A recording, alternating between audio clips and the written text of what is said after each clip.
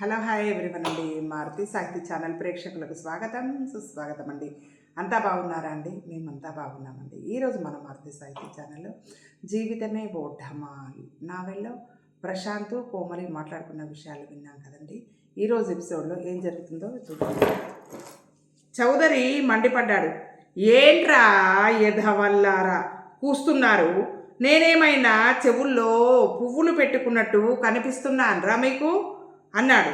Jug వీరుల వంక ఎర్రగా చూస్తూ, అంటే కళ్ళెర్ర చేసి చూస్తూ, అవునండి, మీరు నిజంగానే చెవుల్లో పువ్వులు పెట్టుకున్నారండి, భయంగా అన్నాడు వీరు గుండు తడుముకుంటూ. చౌదరి చెవులు తడుముకున్నాడు. చేతికి పువ్వులు తగిలాయి. అవి తీసి జేబులో వేసుకుంటూ కోపంగా అన్నాడు, నేను 5 నిమిషాల క్రితం పూజ చేశాను, అప్పుడు పెట్టుకున్న పువ్వులు ఇవి. అలాగా అండి అన్నారు జగ్గు వీరు కోరస్గా. మీరు ప్రతిదానికి అలా నోళ్లు తెరిచి ఆశ్చర్యపోకండి వేధవల్లారా. అసలు మీరు సరిగ్గా చూశారా, లేకపోతే మీకేమైనా సైట్ వచ్చిందా? పోనీ మొదటిసారి అయితే పొరపాటు పడ్డారని అనుకోవచ్చు, రెండోసారి కూడా ఎలా పొరపాటు పడతాను సార్? అది ఖచ్చితంగా కోమలే సార్ అన్నాడు జగ్గు. నేను కూడా అదే అంటున్నాను, అది కోమలే కానీ కోమలి దెయ్యం కాదు. దెయ్యాలు రెస్టారెంట్కి వెళ్ళవు, అది ఒక బాయ్ ఫ్రెండ్తో. కానీ మేము దాన్ని ఖచ్చితంగా చంపాము సార్, ఇది నిజం. లేదు, ఎక్కడో ఏదో పొరపాటు జరిగింది, అది బ్రతికే ఉంది. వెంటనే దాని సంగతి చూడండి, ఎలాగైనా సరే దాన్ని పట్టుకుని ఖతం చెయ్యండి, గట్టిగా అరిచాడు చౌదరి. రెస్టారెంట్లో ఓ మూలగా ఉన్న ఆ టేబుల్ని చూస్తే అక్కడ 10 మందికి పార్టీ జరుగుతుందని అనుకుంటారు. ఎందుకంటే ఆ టేబుల్ నిండా బోలెడన్ని ఐటమ్స్ ఉన్నాయి. Chicken biryani, egg fried rice, butter chicken, chicken 65, butter naan, prawns, mutton Mughlai, butter scotch, ice cream, ఇంకా చాలా చాలా. కానీ అక్కడ టేబుల్ దగ్గర ఉన్నది కేవలం ఇద్దరు వ్యక్తులు, వీరాస్వామి, కోమలి. అంతే, 2 కంటే ఎక్కువ లేరు. ఆమె ఆ ఐటమ్స్ అన్నీ గబగబా తింటుంటే వీరాస్వామి ఆమె వంక గుడ్లు వెళ్ళబెట్టి చూస్తున్నాడు. నాజుగ్గా ఉండే ఒక అందమైన ఆడది అంత తిండి తినగలదా? తినండి సార్, ఏంటలా చూస్తున్నారు? లేకపోతే నేనే మొత్తం లాగించేస్తాను, మీకేమీ మిగలదు. తినడం ఆపి వీరాస్వామి వైపు చూస్తూ నవ్వుతూ అంది కోమలి. వీరాస్వామి చిన్నగా బాధగా ఒక మూలిగి అక్కడున్న అన్ని ప్లేట్లలోకి తనకి దగ్గరగా ఉన్న ప్లేట్లో చేయి పెట్టాడు. కోమలి మళ్ళీ ప్లేట్స్ మీద దాడి చేసింది.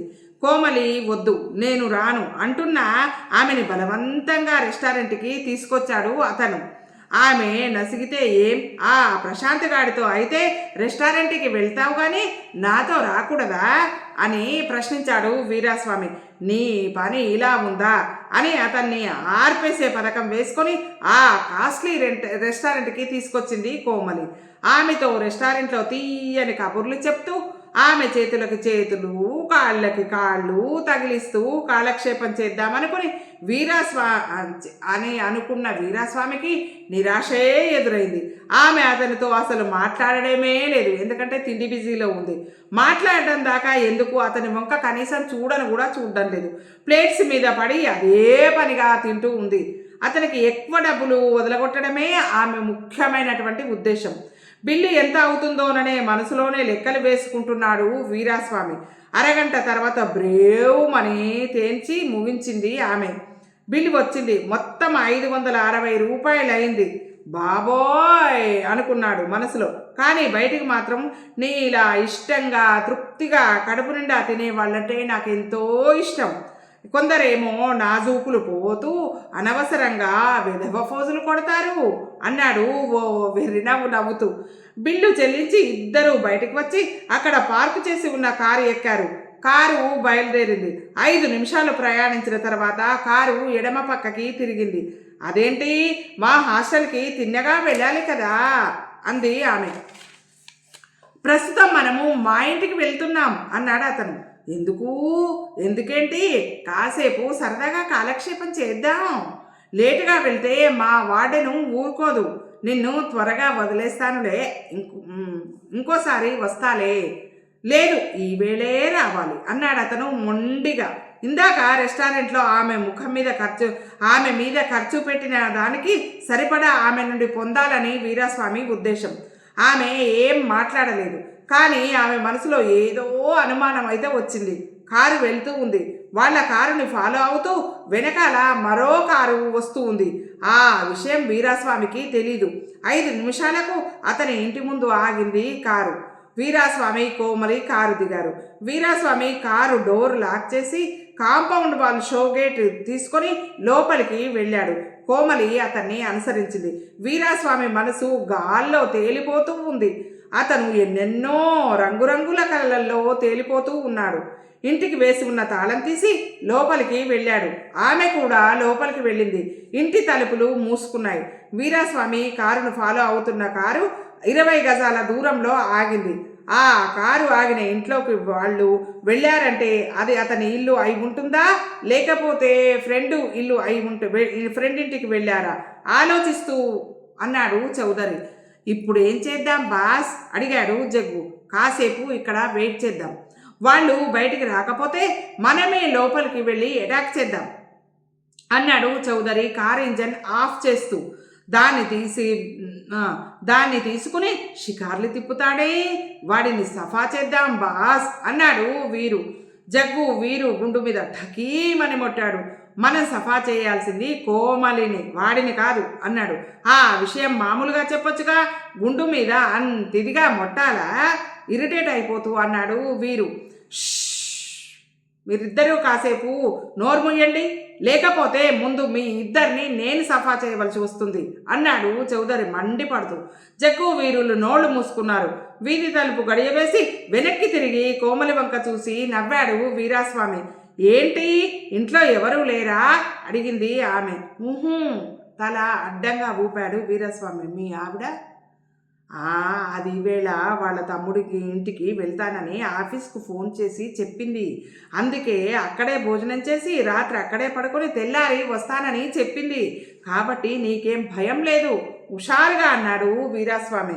నాకెందుకు భయం, మీకుండాలి. మీ ఆవిడ నేనొచ్చిన సంగతి తెలుస్తుందో, మీ ఆవిడకి తెలిస్తే ఏమంటుందో అన్న భయం మీకుండాలి. నాకు తెలుసు నీకే విషయంలోనూ భయం ఉండదని, నువ్వు అన్నింటికీ తెగించిన దానివని అని అన్నాడు వీరాస్వామి. అందుకే నిన్ను మా ఇంటికి తీసుకొచ్చా అదన్నమాట. కోమలికి అతని మాటల్లో ఏదో అపశృతి తోచింది. ఓసారి అర్థం కానట్టు అతని వైపు చూసి అక్కడే ఉన్న సోఫాలో కూర్చోబోయింది. వద్దు వద్దు వద్దు వద్దు, మనము లోపల కూర్చుందాం అంటూ ఆమెని వారించాడు. అంటూ లోపలికి దారితీశాడు వీరాస్వామి. ఆమె అనుమానం కాస్త బలపడింది. సరే ఏం చేస్తాడో చూద్దాం అంటూ అతన్ని అనుసరించింది. వీరాస్వామిని ఆమెని తిన్నగా తన బెడ్రూమ్లోకి తీసుకెళ్లాడు. కూర్చో అన్నాడు మంచం చూపించి. కోమలి నిస్సందేహంగా మంచం మీద కూర్చుంది. వీరాస్వామి ఆమె పక్కనే కూర్చుని ఆమె భుజం మీద చెయ్యి వేసి కోమలి అన్నాడు మత్తుగా. ఏంటది అసహ్యంగా అంది అతని చేతిని తోసేస్తూ కోమలి ఊహించని విధంగా మెరుపు వేగంతో అతను పనిచేశాడు. చటక్కున ఆమె పెదాలపై ముద్దు పెట్టాడు. అదన్నమాట అన్నాడు నవ్వుతూ. థూ అంటూ లేచి నిలబడింది కోమలి. మూతిని చేత్తో తుడుచుకుని వీరాస్వామి వంక కోపంగా చూసింది. ఏం పిచ్చి పిచ్చి వేషాలేస్తున్నావే, ఇలాంటి వేషాలు నాకు పడవు అంది. అబ్బో ఏటో చాలా పతివ్రతలా మాట్లాడుతున్నావే. ఆ ప్రశాంత్ గాడి వెనకాల పడి తిరగటం లేదు. ఆ రోజెప్పుడో ఎవడో మగాడిని చూపించి నీ రూమ్మేట్ అని చెప్పలేదు. ఒక మగాడికి రూమ్మేట్గా ఉన్న నీకు ఏ రకమైన అనుభవం లేదని అంటావా? వెట్టుమాని లొంగిపో అన్నాడు వీరాస్వామి. నీ బొంద, నీకు నేను లొంగడం ఏంటి అంది ఆమె మాట పూర్తి అయ్యి అవ్వకముందే ఆమె ఊహించని విధంగా వీరాస్వామి 2 చేతులతో ఆమెను చుట్టేసి ఎత్తి మంచం మీద పడేశాడు. ఆమె షాక్ నుండి తేరుకునేలాగా వీరాస్వామి ఆమె మీద పడ్డాడు. కోమలి గింజుకోవాలని ప్రయత్నించినా అతని ఉడుంపట్టుకు అంగుళం మేర కూడా కదలలేకపోయింది. అబ్బో ముసలోడికి చాలా బలమే ఉంది అనుకుంది. మరోసారి గింజుకుంది. లాభం లేకపోయింది. వీరాస్వామి కోమలిని తన శరీరంతో నొక్కి పట్టాడు. ఆహా యమా చివరికి నాకు ఈ సీన్ కూడా పెట్టావా తండ్రి అనుకున్నాడు కోమలిలో ఉన్నటువంటి ఎవరు మోహన ఆత్మ. వీరాస్వామి చేయి ఆమె చీర కుచ్చిళ్ళ మీదకి వెళ్ళింది. అంతే, కోమలి తన శరీరంలోని శక్తిని మొత్తం చేతుల్లోకి తెచ్చుకొని వీరాస్వామిని ఒక్క తోపు తోసింది. వీరాస్వామి గాల్లో అలా అలా 2 క్షణాలు ఎగిరి గది మూలకు పడ్డాడు. అతని తల గోడకి కొట్టుకొని ఠాప్మని శబ్దం వచ్చింది. అబ్బా అన్నాడు బాధగా. ఒక ఆడదాని చేతుల్లో అంత బలం ఉండడం అతనికి అద్భుతంగా అనిపించింది.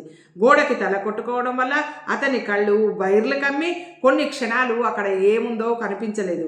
కళ్ళకి కనిపించేసరికి ఎదురుగా కోమలి నిలబడి ఉంది. ఉగ్ర కాళిక రూపంతో వీరాస్వామి లేచి నిలబడబోయాడు. కానీ అంతకంటే ముందుగా కోమలి లేచి అతని చొక్కా కాలర్ పట్టి ఎడంచేత్తో లాగి లేపి నిలబెట్టింది. ఏంటే నీ పొగరు, చూడు నిన్నేం చేస్తానో అంటూ ఆమె మీదికి రాబోయాడు వీరాస్వామి. కోమలి అతన్ని మెరుపు వేగంతో 2 చేతులతో పైకెత్తి గిరగిరా తిప్పి దబ్బున నేల మీద ఎత్తి పడేసింది. అమ్మో, ఓ మై గాడ్, నా దేవుడో బాధగా అరిచాడు వీరాస్వామి. కోమలి అతన్ని సమీపించింది. వీరాస్వామి నేల మీద నుండి లేవబోయాడు, కానీ లేవలేకపోయాడు. వద్దు వద్దు, నన్నేమీ చేయకో అదన్నమాట వణికిపోతూ అన్నాడు. కోమలి 2 కాళ్లతో వీరాస్వామిని పచ్చడి కింద తొక్కేస్తూ కుమ్మేయసాగింది. వీరాస్వామి లబోదిబోమన్నాడు. ఇంతలో వీధి తలుపు మీద దబదబా బాదిన శబ్దం వినిపించింది. ఎవరు? దబదబా బాధింది. చౌదరి వాడు. ఎవరో వచ్చారు కాబట్టి బతికిపోయావు అని చివరిసారిగా అతని డొక్కలో కాలుతో ఒక్క తన్ని దొడ్డి తలుపు తెరుచుకుని బయటికి వచ్చి ఆ వైపుగా వెళ్తున్న ఆటో ఆపి ఎక్కేసింది కోమలి. ఆటో ముందుకు కదిలింది. తలుపు మీద దబదబా బాదాడు. మరీ ఎక్కువైంది, బాదుడు బాగా ఎక్కువైపోయింది. అబ్బాయి ఎవరయ్యా ఈ టైంలో వచ్చారు? విసుక్కుంటూ లేవలేక నేల మీద నుండి లేచి నిలబడ్డాడు వీరాస్వామి. మళ్ళీ అంతలోనే గుర్తుకు వచ్చింది, వాళ్ళు రావడం మూలానే తను ప్రాణాలతో బయటపడ్డాను అనే విషయం. పాపం మంచోళ్ళేలే నన్ను రక్షించారు అని అనుకుంటూ కుంటుకుంటూ వెళ్ళి వీధి తలుపులు తీశాడు. ఎదురుగా 3 వ్యక్తులు. వాళ్ళు ఎవరో కాదు, చౌదరి, అతని అసిస్టెంట్ జగ్గు, వీరులు. ఎవరు మీరు అని అడిగాడు వీరాస్వామి వాళ్ళని. జగ్గు వీరాస్వామిని వెనక్కి ఒక్క తోపు తోశాడు. 3 లోపలికి వచ్చి లోపల నుండి తలుపు గడియ పెట్టారు. ఏంటి దౌర్జన్యం? ఎవరు మీరు? కంగారుగా భయంగా అడిగాడు వీరాస్వామి వాళ్ళని. ఆ పిల్ల ఎక్కడా అడిగాడు చౌదరి. ఏ పిల్ల? వణికేశ్వరంతో అడిగాడు వీరాస్వామి. చౌదరి జేబులోని రివాల్వర్ తీసి వీరాస్వామి ముక్కులో పెట్టాడు.